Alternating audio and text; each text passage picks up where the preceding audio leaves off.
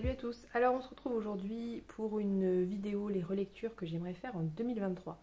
Donc j'ai noté quelques... Enfin j'en ai déjà parlé au fil un peu des vidéos, donc ceux qui suivent depuis un certain temps ne seront pas forcément surpris.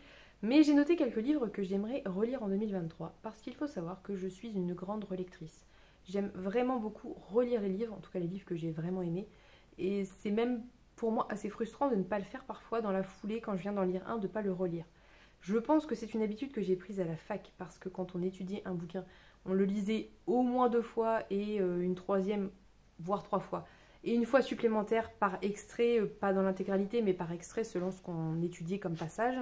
Donc je pense que c'est une habitude que j'ai gardée. Je pense que c'est aussi ma manière de lire qui influence ça parce que je pense avoir une première lecture qui est très rapide, qui va à l'essentiel pour avoir toute la structure générale et les tenants et aboutissants de l'histoire. Et j'ai vraiment besoin d'une deuxième relecture pour me pencher sur les détails, sur l'aspect plus écriture, voilà, je sais pas moi, l'analyse en fait de l'écriture, quoi. Je veux dire les figures de style ou les petits détails qui peuvent échapper à une première lecture, et surtout pour relier toutes les grosses structures que j'ai relevées à la première lecture, les relier toutes entre elles avec ces petits fils, parfois un peu imperceptibles ou très ténus, et qui auraient pu m'échapper à la première lecture. Bref, tout ça pour dire que j'aime beaucoup relire mes livres, que je n'ai pas forcément le temps de les relire dans l'immédiat ou autant que j'aimerais, mais je tiens vraiment à me faire cette palle de relecture de livres que j'ai très envie de relire pour un peu me tenir à ça et trouver le temps, m'obliger à trouver le temps de relire. Donc c'est parti, on y va tout de suite pour mes relectures prévues en 2023. La première relecture que j'aimerais faire, je vous en ai parlé à plusieurs reprises je pense, et assez récemment parce que je l'ai acheté récemment. Donc c'est Les Oiseaux du Temps, je vous en ai parlé à plusieurs reprises, c'est un livre que j'ai lu en juillet il me semble, que j'ai adoré, vraiment adoré, que j'ai... En fait si vous voulez c'est un livre qui est tellement déstabilisant, tout le livre repose uniquement sur la correspondance entre bleu et rouge, et tout l'univers autour est très flou, très évoqué mais ellipsé en même temps, et j'ai vraiment beaucoup aimé ça parce que ça m'a obligée à lâcher prise sur la compréhension de l'univers. L'univers n'a que assez peu d'importance parce que ce qui nous intéresse dans ce livre, c'est vraiment la relation entre les deux personnages. Et c'est quelque chose que j'ai trouvé très envoûtant et ça m'a emporté, ça m'a emporté. J'ai mis un peu de temps à rentrer dedans pour les raisons que je viens d'évoquer, parce que c'est assez déstabilisant au début. Mais une fois que j'étais dedans, je n'arrivais pas à m'arrêter. Et une fois que j'ai refermé la dernière page, je n'avais qu'une envie, c'était de rouvrir le livre à la première et le relire intégralement. Donc je pense que ça sera dans les premières relectures que je ferai en 2023 parce que vraiment c'était vraiment une très bonne lecture. Je sais que Pénélope l'a lu et qu'elle a beaucoup aimé. Je sais aussi, parce que c'est une lecture que j'ai fait grâce au Patreon de Paper Palace, que plein de lecteurs ont été très déstabilisés par cette écriture un peu étrange et cet univers un peu absent, et par ce côté vraiment où il faut lâcher prise et accepter de ne pas tout comprendre et de ne pas tout avoir les tenants et aboutissants. Et je peux parfaitement le concevoir. Mais si on arrive vraiment à lâcher prise, comme je vous disais, c'est génial. Vraiment une très bonne lecture et je vous invite à découvrir ce livre si vous en avez l'occasion. Deuxième relecture que j'aimerais faire, c'est une saga en fait. Enfin, c'est un début de saga parce que je ne l'ai pas terminé. C'est la saga de Jean-Philippe Jaworski, Roi du Monde, que j'ai... Oui, ici là. J'ai le tome... Je me suis acheté en fait le tome 1 et 2 en collector, en belle édition. Je vais continuer tranquillement mes achats. J'attends de les trouver d'occasion en fait à des prix assez intéressants. Et ça me... En fait, comment dire, j'ai lu le 1, j'ai assez rapidement enchaîné avec le suivant. Et ensuite, pour plein de raisons, j'ai dû faire une pause. Et si vous voulez, cette histoire m'est vraiment restée dans la tête. Et depuis, j'y pense régulièrement. Et je me dis que c'est un signe qu'il faut que je les relise en fait. Tout simplement. J'ai tellement aimé, alors que, encore une fois, c'est pas un livre a priori de prime abord que j'aurais emprunté. C'est vraiment grâce au conseil de Nicolas de la librairie Les Parages dans le 11e qui me l'a mis entre les mains. Il m'a dit qu'il fallait que je le lise et je l'ai écouté et grand bien m'en a fait parce que j'ai adoré. C'est un univers de fantaisie celtique. Ça peut être un peu déstabilisant. En tout cas pour moi ça l'a été. Et au final c'était vraiment génial. C'est pas la lecture la plus facile que j'ai faite. C'est pas voilà, c'est vraiment pas une lecture hyper facile. Je pense qu'il faut être déjà quand même un lecteur assez aguerri en fantaisie, mine de rien, parce que c'est pas évident quoi. Mais c'était une très bonne lecture. On suit un prince qui a été exilé et qui revient, qui est rappelé par le roi qui l'a exilé pour l'envoyer à la guerre et s'assurer qu'il soit tué et débarrassé donc de cet enfant en fait qu'il a été exilé quand il était enfant et se débarrasser de lui afin d'éviter une vengeance de sa part. Et en fait il va survivre et de manière un petit peu magique, et on va suivre un peu tout ça, voilà. Donc c'est la version très courte, ça rend pas justice du tout au livre. Je vous invite à le découvrir si vous aimez la fantasy, si vous aimez la fantasy celtique et si vous êtes intéressé par les auteurs français, francophones, la littérature de fantasy francophone, eh bien foncez. Voilà. Autre relecture que j'aimerais faire, d'ailleurs peut-être j'espère avant 2023, mais bon rien n'est moins sûr, ce sont tous les tomes du Seigneur des Anneaux et le Silmarillion. Pourquoi? Parce que d'une part, je les ai déjà lus plusieurs fois et j'aime beaucoup, vraiment beaucoup cette saga. D'autre part, parce que je me suis acheté les éditions avec les nouvelles traductions de Daniel Lauzon et que apparemment ça vaut vraiment le coup. Parce que si j'ai bien compris, le premier traducteur de Tolkien n'aimait pas forcément Tolkien et ne connaissait peut-être pas assez bien l'univers et a fait des contresens qui sont dommageables à la lecture. Donc Daniel Lauzon a repris tout ça et a fait une traduction beaucoup plus proche, beaucoup plus juste de Tolkien, et je n'ai eu que des bons retours, notamment sur le Silmarillion, qui, si vous avez lu la première traduction, est franchement opaque et difficile à lire, et apparemment la deuxième, ça n'a rien à voir. Donc j'ai très envie de les relire, j'ai très envie de découvrir cette traduction. Je ne pense pas que je vais être esbobie devant les différences, hein. Je pense que c'est quand même subtil, mais j'ai envie de découvrir ça. Et puis voilà, le Seigneur des Anneaux, c'est quelque chose que j'ai toujours plus ou moins envie de relire. Je les ai relus il y a franchement pas longtemps, puisque c'était il y a peut-être 1 an et demi ou 2 ans. Je les ai tous relus, tous les 3. Et j'ai envie de le refaire. Donc je vais le refaire, je vais me faire plaisir. J'aimerais lire au moins soit le Silmarillion, soit le tome 1 avant la fin de l'année, mais bon, rien n'est moins sûr parce que j'ai beaucoup de choses à lire, parce que les fêtes vont arriver et que le temps de lecture va forcément fortement diminuer. Mais on va essayer, on va voir ce qu'on peut faire. Voilà. Autre relecture que j'aimerais faire en 2023, c'est relire la saga de la passe miroir. Je pense que vous connaissez la saga de la passe miroir, je pense que tout le monde en a entendu parler, de près ou de loin, je pense que beaucoup de gens l'ont lu. Je me souviens très bien que quand je l'ai commencé, il y avait le tome 1 et 2 qui étaient déjà sortis. Et le tome 1 et 2 ont été une révélation, mais incroyable. Pour vous dire, en fait, ça m'a fait exactement le même effet que la première fois que j'ai lu Harry Potter quand j'étais enfant.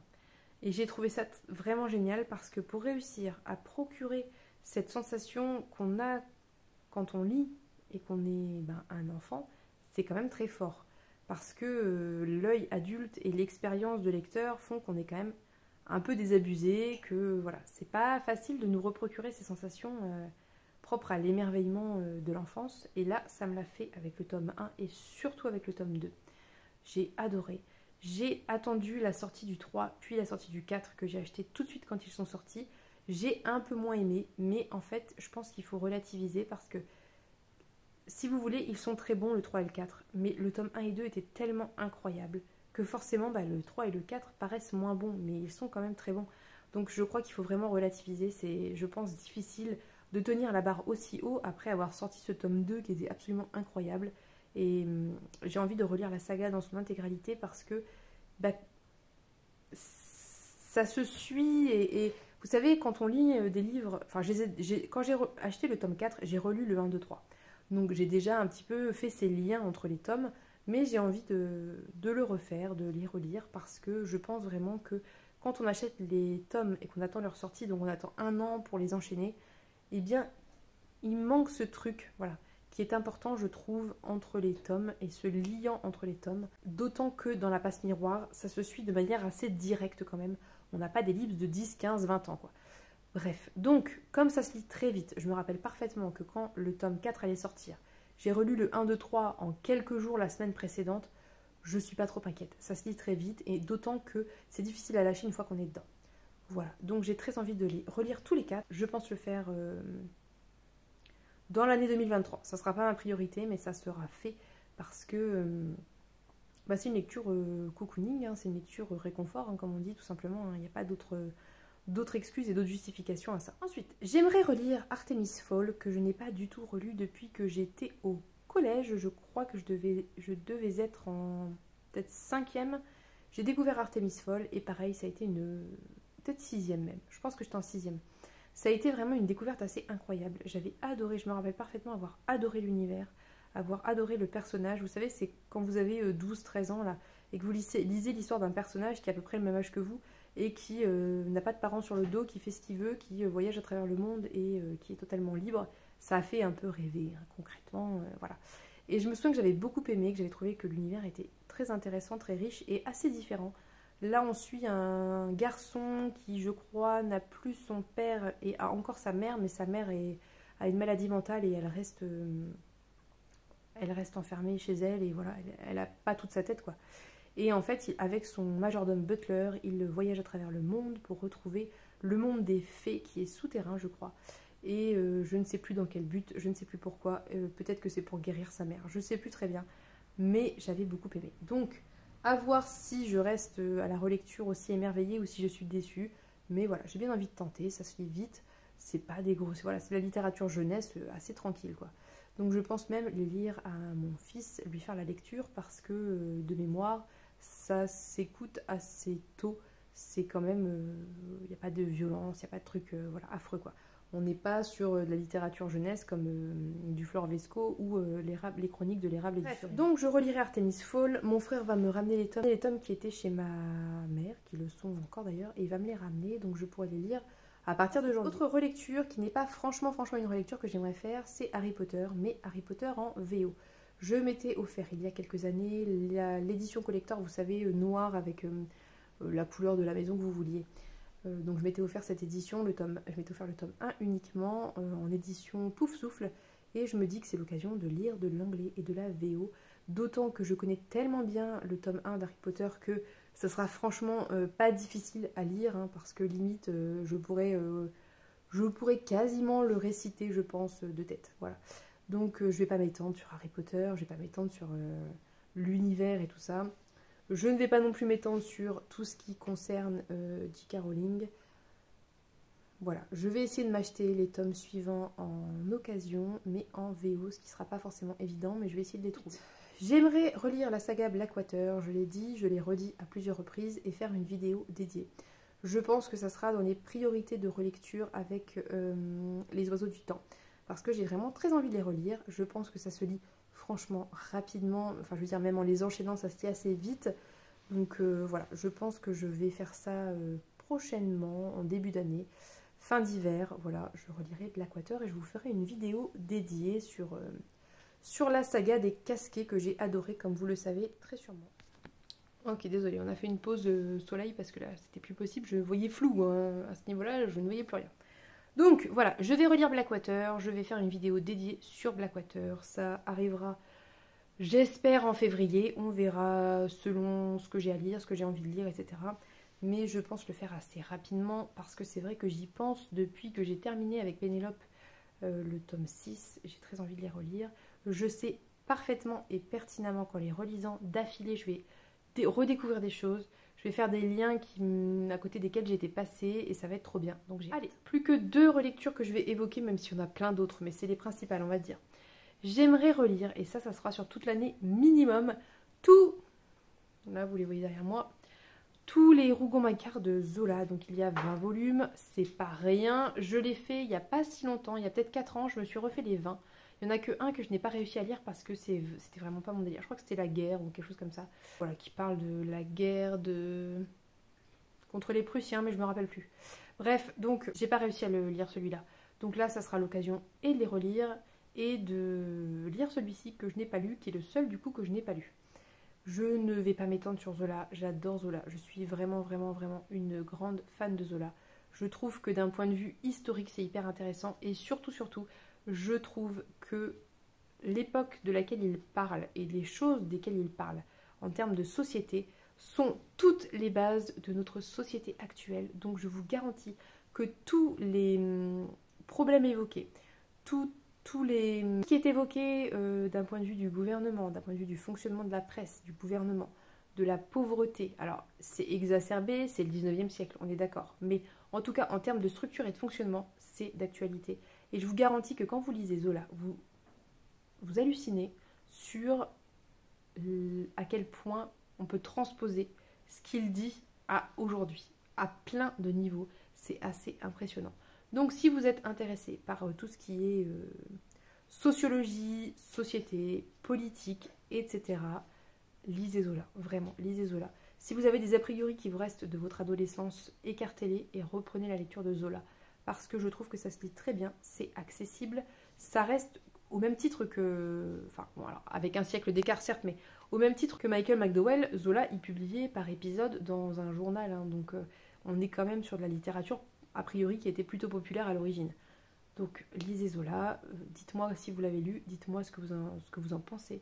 Et surtout, essayez d'oublier ces a priori qu'on nous a rentrés de force dans la tête quand on était ado, parce qu'on voulait absolument nous faire lire des choses sur lesquelles on ne se sentait pas du tout concerné, et chose que je comprends tout à fait. Hein, je veux dire, lire l'Assommoir à 15 ans, c'est... voilà, c'est pas des problèmes qui touchent forcément la grande majorité des adolescents, et c'est bien normal. Il faut adapter la littérature à l'âge du lecteur, ça paraît évident. Je trouve ça aberrant qu'on en soit encore au lycée à donner des choses à lire qui sont clairement de la littérature adulte pour adultes. Ça ne viendrait à l'idée de personne de mettre dans les mains d'un enfant de 6 ans, je ne sais pas moi, ben voilà, les chroniques de l'érable du cerisier ou La passe miroir, qui est de la littérature jeunesse par exemple. Jamais vous ne metteriez ça dans les mains d'un enfant de 6 ans. Et bien au même titre, mettre du Zola dans les mains d'un adolescent de 15 ou 16 ans, c'est un peu stupide. Alors certes, il y en a qui accrochent, mais c'est pas la majorité, et tout ce que ça provoque en général, c'est du rejet et du dégoût, et l'envie de ne plus jamais lire de classiques, ce qui est vraiment dommage. Bref, c'est mon avis en tant que personne qui a fait des études de lettres, en tant qu'enseignante, et en tant que grande lectrice de Zola et contemporain.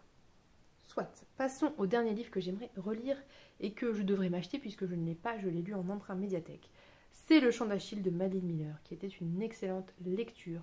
J'ai adoré l'écriture, j'ai adoré l'univers, j'ai adoré l'ambiance surtout en fait.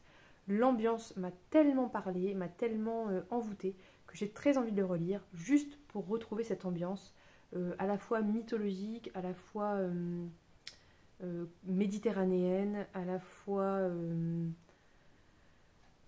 très douce, très... je sais pas, un peu feutrée, un peu... voilà.